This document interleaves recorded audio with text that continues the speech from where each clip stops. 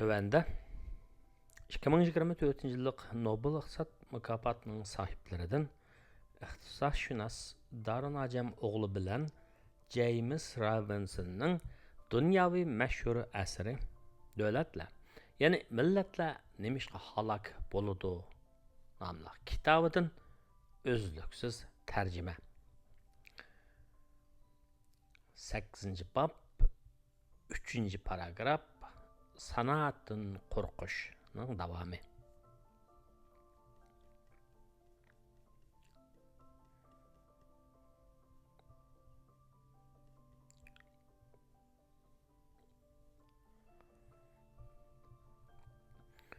Hökumət par tömür yolunu yasaşqa yol qoymağanlıqdan imperiyada yasalğan tunji tömür yolda at harvisi işlətishə məcbur bolğan.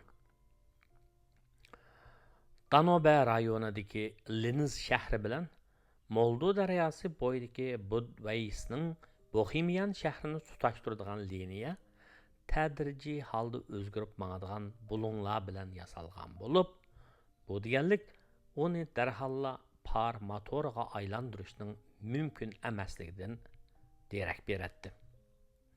Şu tömür yol 1860-yillargacha at kuchiga tayinib mavjud bo'ldi. Vinadagi darajadan tashqari cho'ng bankirlar oilasining vakili banker Salomon Rothschild imperiyada tömür yolni taraqqiy qildirishning g'oyat zo'r iqtisodiy yo'shirin kuchi borligini eng burun to'nib ketgan edi. Salomonning qarindoshi Angliyada yashayotgan Neyson George Stephensonning raketa markalik motoriga va paravozning yo'shirin kuchiga mastona bo'lgan edi. U tömür yo'l taraqqiyotini mablag' bilan ta'minlash orqali jamiyatining g'oyat zo'r foydaga erisha oladiganligiga ishonganligi uchun qarindoshi bilan aloqalashib, uni Avstriyada tömür yo'lni taraqqiy qildirishning fursatlarini izlab chiqishga rag'batlantirdi. Neyson buning qo'shilgan bo'lsa-mu, imperator Fransiz bu talabga oddiy qilib yo'q degani uchun bu plan suvg'ichilashdi. Sanoatga va par tömür yo'liga bo'lgan qarshilik imperator Fransizning zamonaviy egilikning taraqqiyotiga yondashib keladigan ijodiy vayronchilikdan ansirashi tufaylidan edi. Uning oldi bilan o'ylashqini, uning hukmronlik tavasida mavjud talon-taroj xarakterlik muassasalarning muqimligiga kapolat qilish va o'zini qo'llab kelgan an'anaviy yuqori qatlamning imtiyozini qo'g'dash bo'lgan. İmperator Fransiz sanoatlashishning yezi sahrolardan amgakchilarni shaharlarga jalb qilish tufaylidan feodallik tartibning g'ulini qazdiganligi, shu sababli sanoatlashishning alohida foyda olib kelolmaydiganligini va hamda muhim iqtisodiy o'zgarishning o'zining siyosiy huquqiga tahdid olib keladiganligini to'nib yetgan.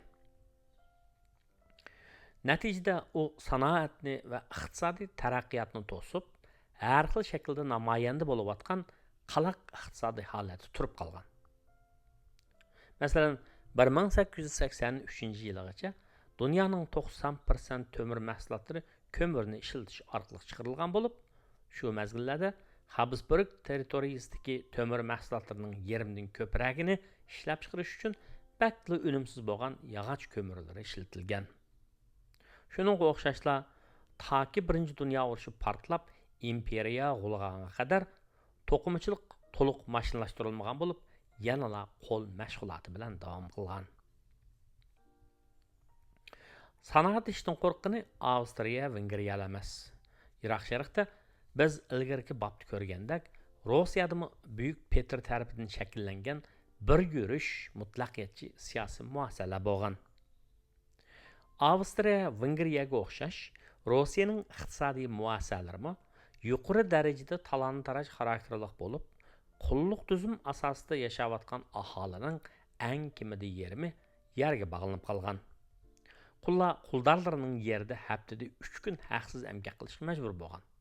Ular yo'tkilolmagan, kasb tanlash erkinligi bo'lmagan hamda quldarlarning xohlaganicha, ya'ni o'z maylicha boshqa quldarlarga setib etilgan yoki setib berilgan.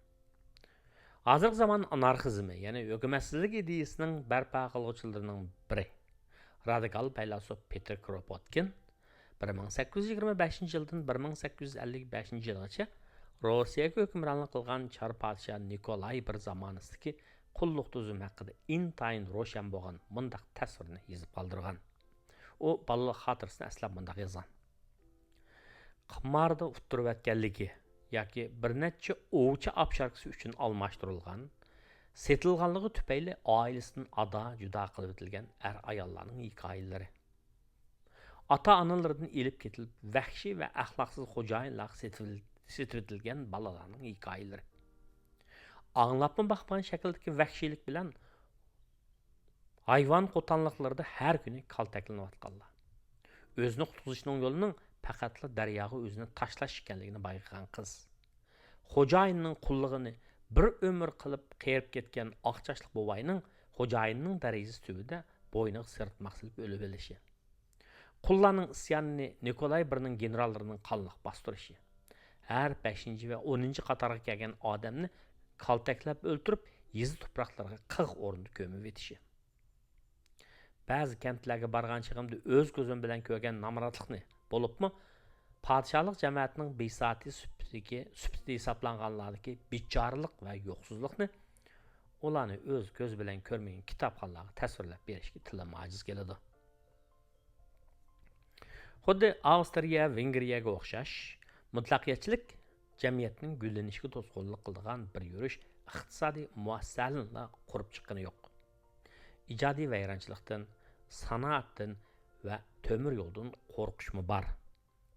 Nikolay Ining zamonida xalqlik masalada putli qashang bo'lib olgani 1823 yildan 1844 yilgacha moliya ministri bo'lgan Igor Kankerin bo'lib, u iqtisodiy gullanishni ilgari surishda zarur bo'lgan ijtimoiy o'zgarishlarga jon jahli bilan qarshi chiqqan. Kankerinning siyosatlari hokimiyatning an'anaviy siyosiy tayanchlarni kuchaytirish bo'libmi, pomshiklarning manfaatini qo'g'dash bo'lgan. U jamiyatni yezigiligi asosida tutishni maqsad qilgan. U moliya ministri bo'lishi bilan oldingi navbatlik moliya ministri Go'ravning sanoatga qarz berib turish uchun hukumat iqtidorchiligidagi savdo bankasi qurish taklif loyihasiga qarshi chiqib, uni amaldan qoldirib o'tgan. Uning o'rniga Kankerin Napoleon bilan bo'lgan urush mazgilida taqilib ketgan davlatlik qarz bankasini qayta ochgan. Bu banka aslida cho'ng zimindorlarga to'van o'simda qarz berish maqsadida qurilgan bo'lib, bu siyosatni Kankerin tasdiqlagan edi.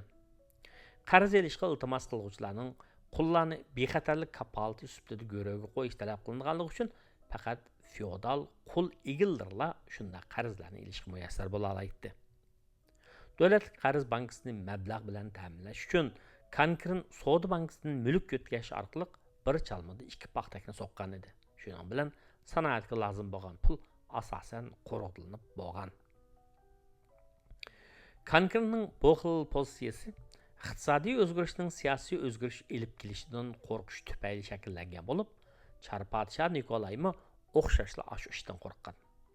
Nikolayning 1825 yil dekabrdagi huquq tutish ishi mamlakatda ijtimoiy o'zgarish paydo qilish uchun radikal harakatlarni qo'llanish iddiasida bo'lgan atalmış dekabrchilar deb atalgan harbiy komandirlarning siyosiy o'zgarish qilish tufaylidan yo'q chiqishga tastamas qolgan. Nikolay cho'ng Oqsunak Mixaylik mundaq yozgan.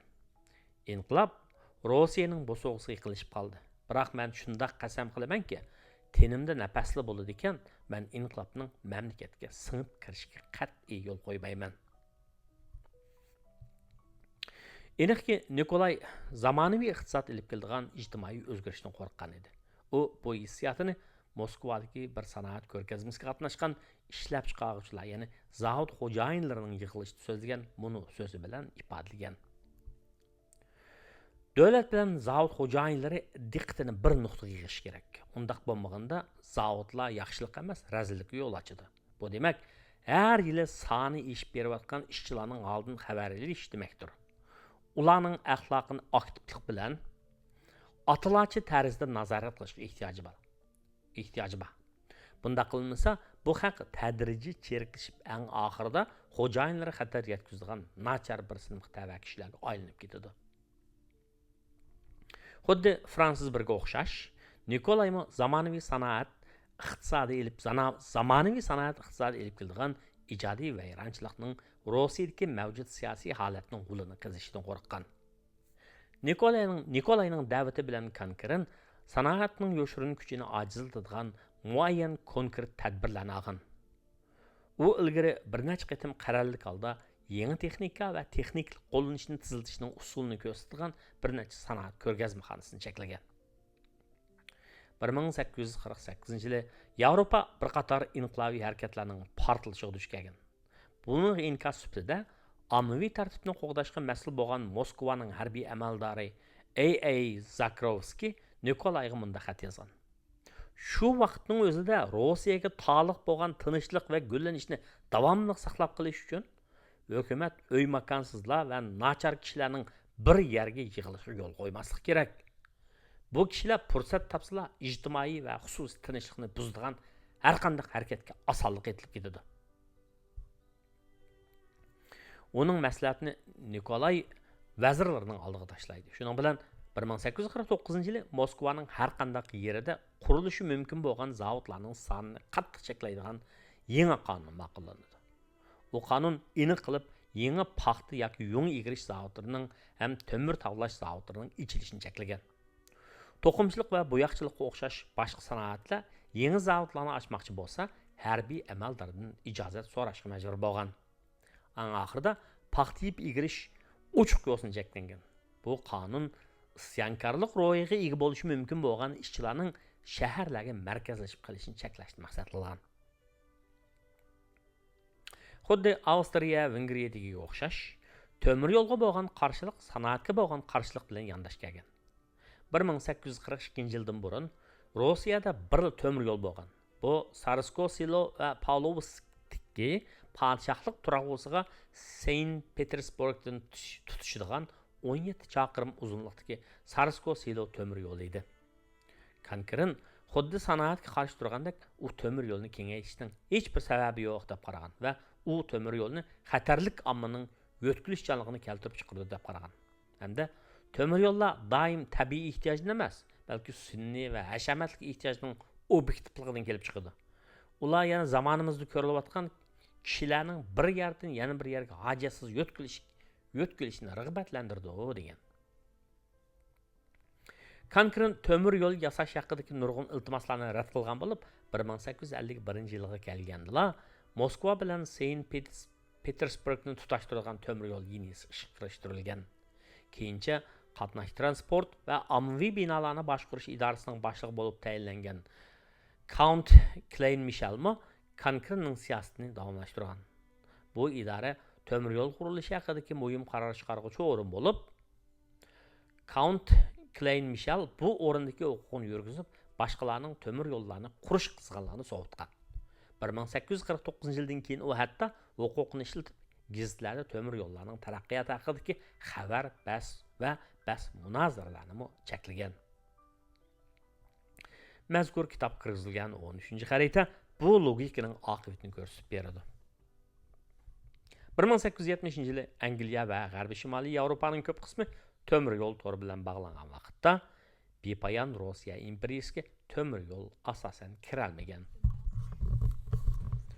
Temir yo'lga qarshi bu siyosat 1853 dan 1856-yilgacha elib berilgan Qrim urushida Rossiyaning Angliya, Fransiya va Osmoniya kuchlari tarafidan mag'lub qilinishidan keyin o'zgargan.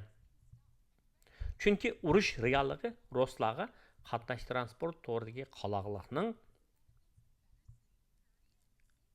Rossiyaning bexatarligi uchun ashaddiy ojizlik ekanligini bildirgan.